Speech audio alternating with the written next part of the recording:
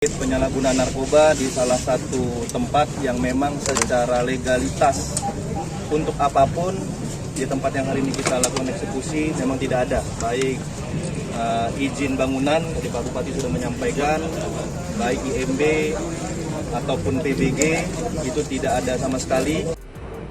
JID Jaya yang dipimpin Hercules berencana menggelar demo besar-besaran di KPK setelah 17 Agustus tahun 2025.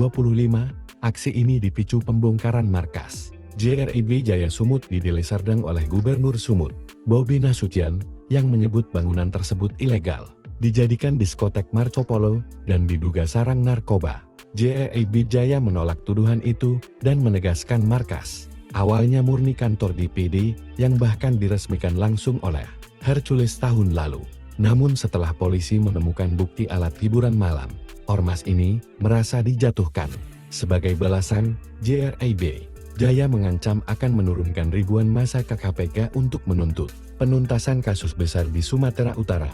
Mereka menyoroti dugaan korupsi Topan Ginting, skandal Blok Medan, mafia tanah, hingga praktik narkoba yang disebut melibatkan pejabat. Hercules menegaskan aksinya akan terus berlanjut sampai KPK menindaklanjuti laporan mereka.